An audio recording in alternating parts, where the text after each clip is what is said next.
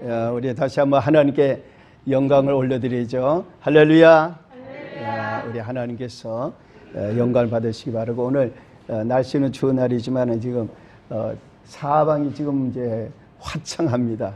화창하고 하나님께서 참 이렇게 빛을 우리에게 주신다는 게 얼마나 감사한지 모르겠습니다. 다시 한번 이 모든 좋은 날에 또 코로나19로 인해서 어려움을 당하는 많은 분들을 하나님이 특별히 위로하시고 보호하시고, 특별히 한국교회가 잘 모든 것을 이기고 오늘도 곳곳에서 예배를 잘 드리게 되기를 주님의 이름으로 기원하고 또 축복을 합니다. 오늘은 에베소서 4장 1절에서 이제 4절 말씀을 중심으로 같은 소망 안에서 이런 제목으로 같이 말씀을 듣기를 원합니다. 우리 유튜브에 올라가는 우리 썸네일을 작은 소제목은 역사가 칭찬하는 교회. 한번 같이 따라서 해볼까요? 역사가 칭찬하는 교회. 역사가 칭찬하는 교회. 우리 한국교회가 되기를 원합니다. 우리 지난주 말씀 제목도 한번 기억해 보죠. 무엇이었죠? 양각불 나팔을 불며. 우리 여리고 같은 장벽이 우리 한국교회 앞에 많이 있죠. 그러나 7년 기도 중에 그 장벽들이 다 무너져 내리기를 원하고, 강파가 든 마음들도 다 무너져 내려서 형제들이 어찌할꼬 이런 역사가 하나님의 교회 앞에 나타나기를 원합니다.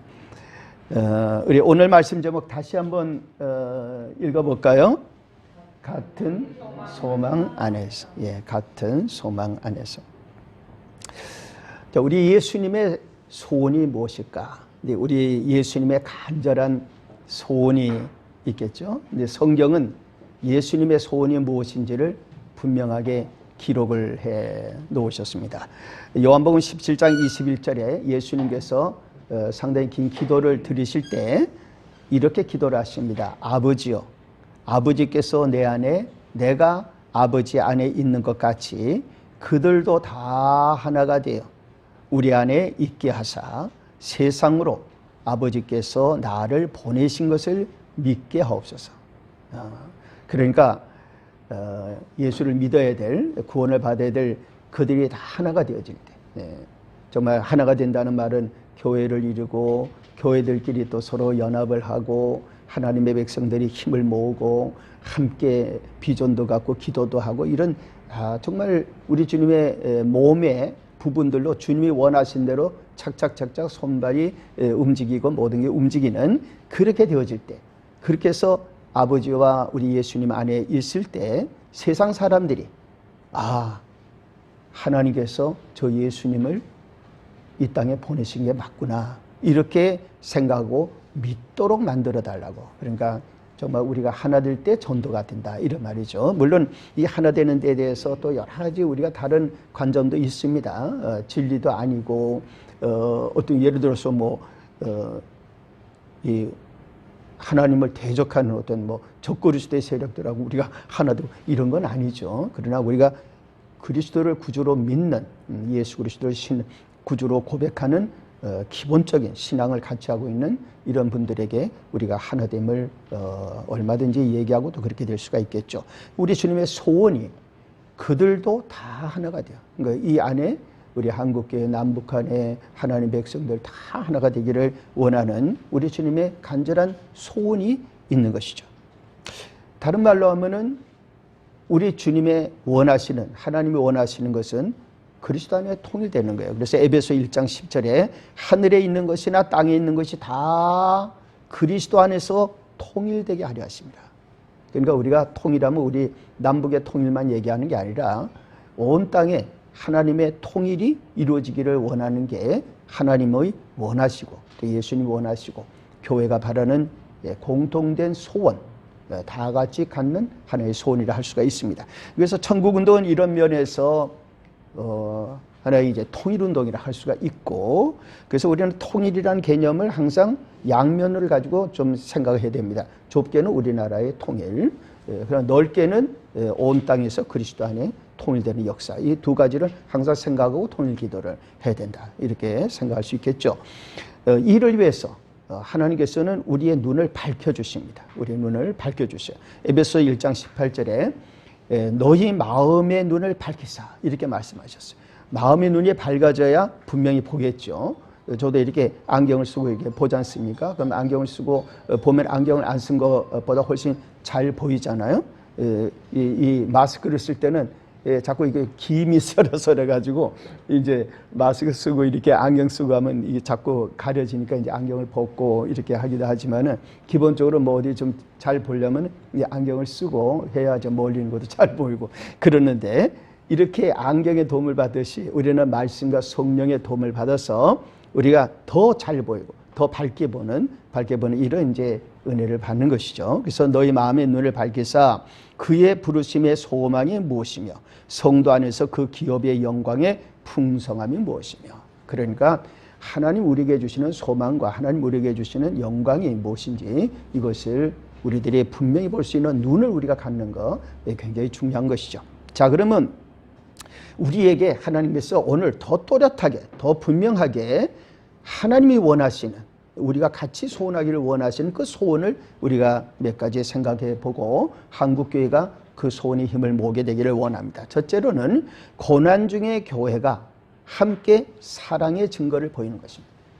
고난 중에 우리는 다 교회들이 고난 중에 지금 코로나19로 어렵지 않은 교회들이 없어요. 그러니까 다 어렵죠. 우리나라도 어렵고 하지만 지금은 오늘은 교회에 초점을 맞춰 우리가 생각을 해보면은 고난 중에 있는 교회가 함께 사랑의 증거를 보여야 된다. 이것이 우리 주님이 원하시는 일이라고 할 수가 있습니다. 예수 그리스도의 보혈의 공로를 믿는 우리들에 있어서 우리가 함께 같이 사랑을 증거하는 것. 그래서 오늘 1절, 2절에 이렇게 말씀하고 있어요. 그러므로 주 안에서 갇힌 내가, 지금 바울 사도는 옥에 갇혀 있습니다. 옥에 갇혀서 에베소 6장 20절에 보면은 내가 쇠사슬에 매인 사신이 되었다. 이렇게 말씀하고 있어요. 그러니까 옥에 갇힐 정도로 복음을 전하고 하나님 일을 하는 거예요. 여러분들 그 당시에 로마가 봤을 때는 바울은 불법자입니다. 그러니까 옥에 잡아 넣는 거죠. 그러니까 우리들이 하나님의 백성들이 신앙생활 하다가 또 교회가 복음을 전하고 하나님 일을 하고 예배를 드리고 이렇게 할 때에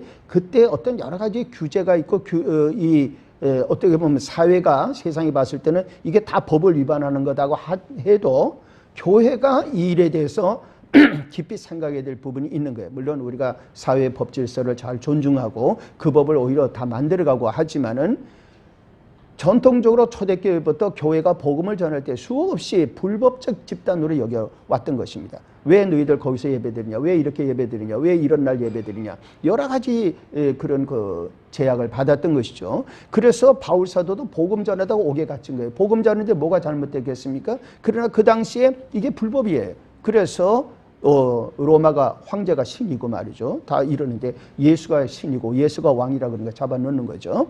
그런 모든 일들이 있어도 복음을 전하는 일을 위해 교회는 꾸준히 복음을 전하고 하나님 앞에 사명을 감당했기 때문에 오늘의 우리 한국교회도 있는 것이죠. 그래서 오늘 이 말씀에 바울 사도는 옥에 갇히기까지, 그래서 그러므로 주 안에서 갇힌 내가 너희를 권하노니 너희가 부르심을 받은 일에 합당하게 행하여, 하나님 뜻에 합당해야 되죠. 우리의 가장 중요한 건 모든 겸손과 온유하고, 그렇다고 우리가 하나님 뜻을 행한다고 강포하게 거칠게 이렇게 하지 말라는 거예요. 모든 겸손과 온유를 하고 오래 참음으로 사랑 가운데 서로 용납하고, 먼저 용납해야 될 것은 교회를 말하는 겁니다.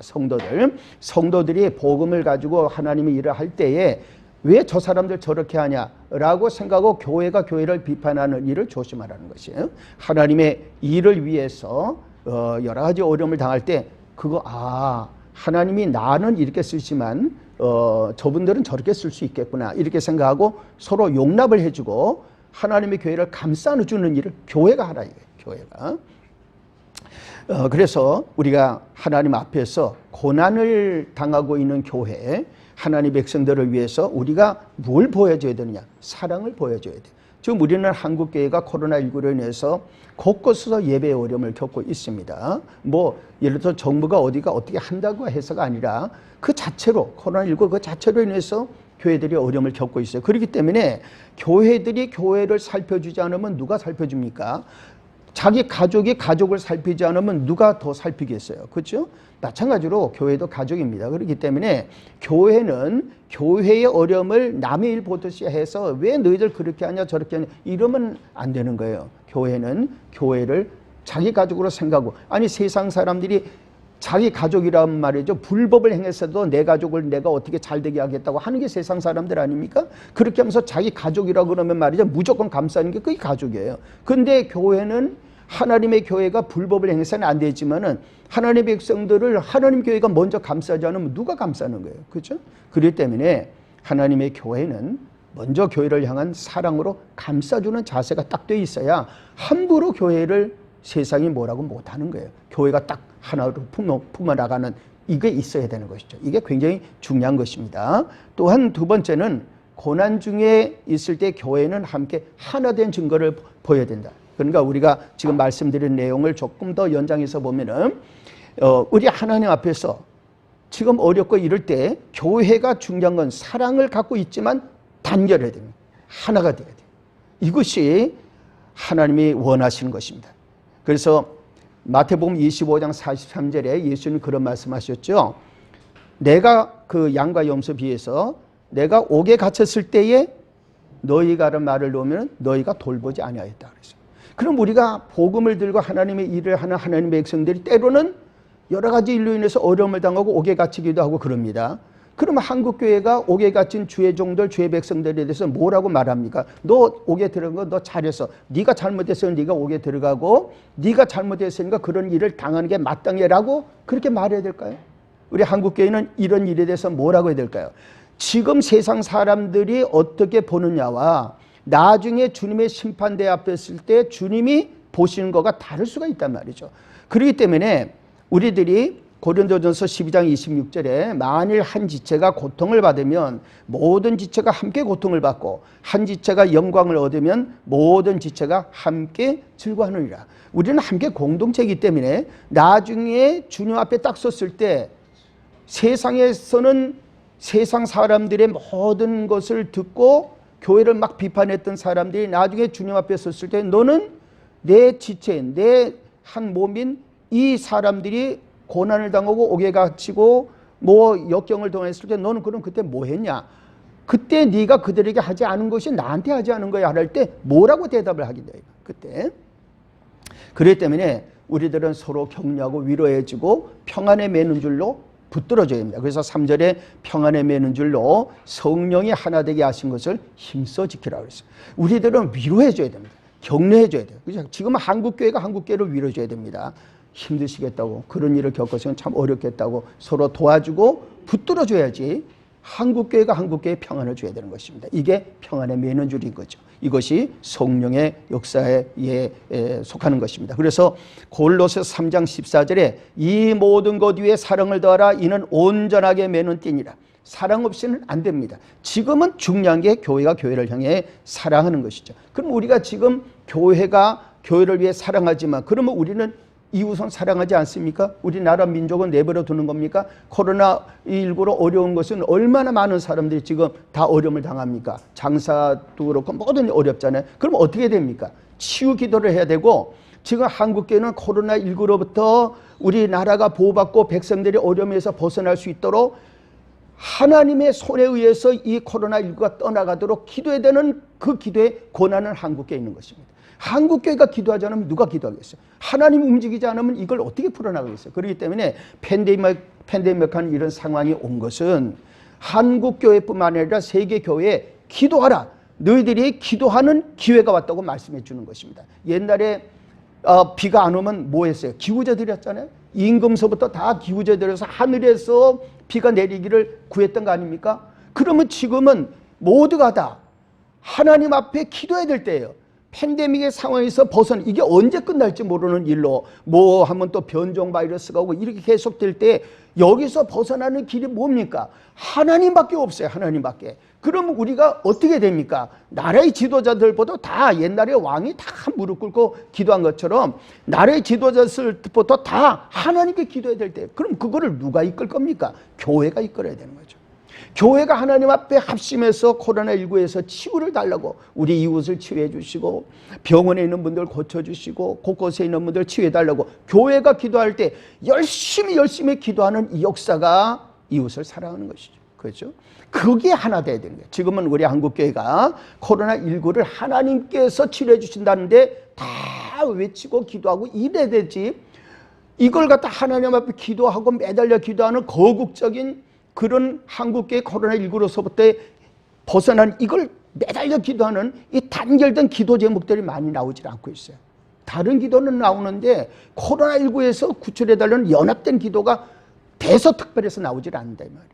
이 지금은 기우제 드리는 것처럼 그걸 할 때이죠.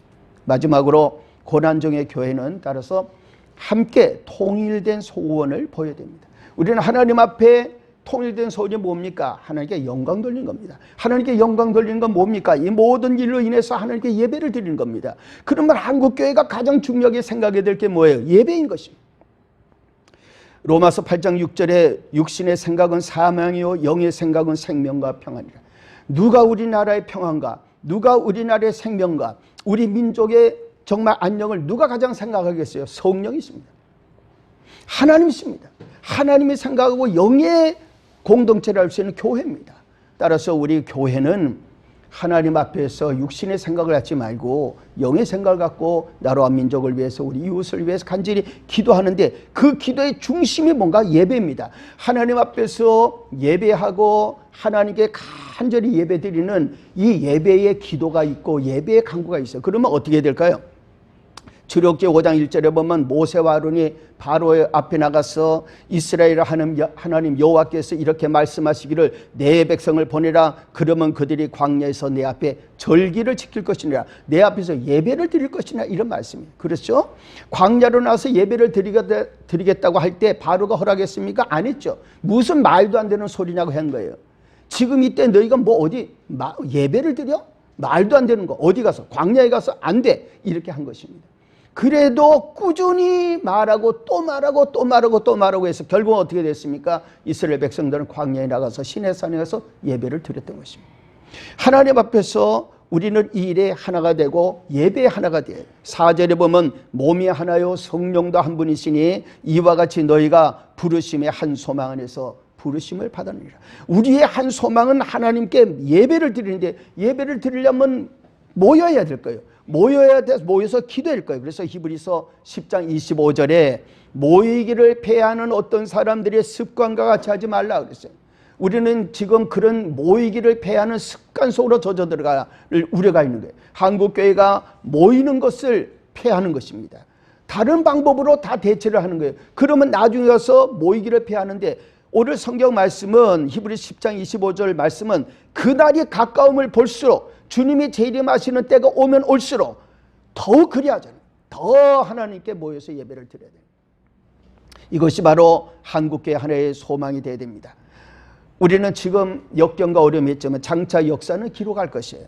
우리가 일제시대 때 또 공산주의 때 사회에서 한 일들이 지금 한국교회 역사에 다 기록이 되고 있어요. 그때 뭘 기록했나요? 그때 하나님의 백성들이 그 어려운 가운데 예배드리지 말라 뭐 하라 하는 그때에 하나님 앞에 예배드리고 너희들 왜 예배드렸어? 그러면 다 잡아가고 그런 모든 일 가운데도 한국교회가 예배를 드렸어요. 하나님 앞에 주의를 지켰어요. 이 일이 후에 가가지고 그 당시에는 그것 때문에 비난도 받고 고초도 당하고 했지만 역사가 지나고 나서 나중에 역사는 기록할 때 그때의 신앙 성도들의 신앙을 본받아야 된다고 기록하는 거예요. 그러면 오늘날 이 시대에 한국교회의 모든 대응에 대해서 나중에 역사가 기록할 때 오늘 이 시대에 무슨 일을 기록할 것이며 누구를 칭찬하며 기록할 것인가? 우리는 하나님 앞에 열심히 그러다 예배 드리려고 어떻게든지 노력을 했던 그 교회들 그 성도들을 역사에 기록할 것입니다. 그것이 바로 한국교회가 하나님 앞에 한 소망을 가져야 될 것이에요. 우리는 코로나19로부터 우리들이 지금 해야 될 것이 있습니다. 하나님 앞에 예배를 드리면서 하나님 앞에 예배를 드리는데 지금은 무슨 예배를 드려야 되느냐? 기도 예배를 드려야 됩니다. 무슨 기도 예배를 드리냐? 코로나19로부터 우리 민족 구원해 주세요.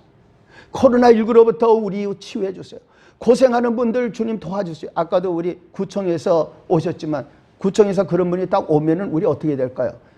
바로 따끈한 차라도 바로 갖다 드려야 돼요. 왜? 차는 안 돼. 그러면 그래서 차가 아니면 무슨 뭐 트럭이라도 드려야 될 것인지 하여튼 간에 하나님 앞에서 누구든지 이 모든 일에 관계되는 분들을 사랑하고 수고한다고 하고 거기에 관계되는 분들을 위로해 드려야 되지. 저 사람들은 교회에 압박을 하기 위해서 온 사람들이야. 그러니까 저 사람들은 아주 우리의 적이야. 이렇게 생각하면 안 된단 말이에요. 그러니까 우리의 지금 한국교회를 에워싸서 어려움을 주는 분들도 예배드리지 말라 이러면 안 된다 저런다 하는 분들도 한국교회 대응책은 사랑이래야 된다. 초대교회는 죽이는 사람도 사랑했어요. 사자굴에 던져놓는 사람들을 위해서도 기도했다고. 근데 우리가 지금 이 모든 상황에서 정부에 대해서 또는 뭐 지자체에 대해서 우리 교회에 대해서 어려움을 준다고 해서 그들을 원수시하고서 막 욕하고 그들을 향해 가지고서 말이죠 막 비웃고 우리가 냉랭하게 쌀쌀하게 다 이러면은 그리스도의 교회의 모습은 잃어버리고 마는 거예요. 사랑하는 성도님들, 지금 우리의 한국교회는 우리의 본분을 충실히 하는 데 사랑으로 하나됨으로 우리가 함께 같은 소망을 가지고 나아가는 가운데 무엇보다도 예수 그리스도의 사랑을 우리 사회에 분명히 보여줄 수 있도록 지금은 기도해서 나중에 하나님의 교회 때문에 코로나19 팬데믹이 사라졌다는 증거가 한국 역사에 남기를 예수님의 이름으로 축복합니다. 아멘. 우리를 인도하시는 하나님 아버지, 코로나19 때문에 교회도 어렵고 나라도 어렵고 이 때문에 이러나 저러나 많은 분들이 고생하고 수고하고 있습니다. 교회와 지자체들이나 정부나 모두가 힘을 모으고 함께 같이 연합해서 이 문제를 해결해 나갈 때 특별히 교회가 할 수 있는 가장 최선의 길은 하나님을 움직이는 것이고 하나님께 기도드리는 것인데 이 일을 위해 기도하고 예배드리고 하나님께 모여서 간구하는 일 우리의 사회가 기쁘게 보고 오히려 감사하게 생각할 수 있는 놀라운 변화들이 오게 도와주시옵시고 한국교회가 하나 되어 하나님 앞에 영광 돌리는 기록을 남기게 도와주옵소서. 예수님 이름으로 기도 올리옵나이다. 아멘.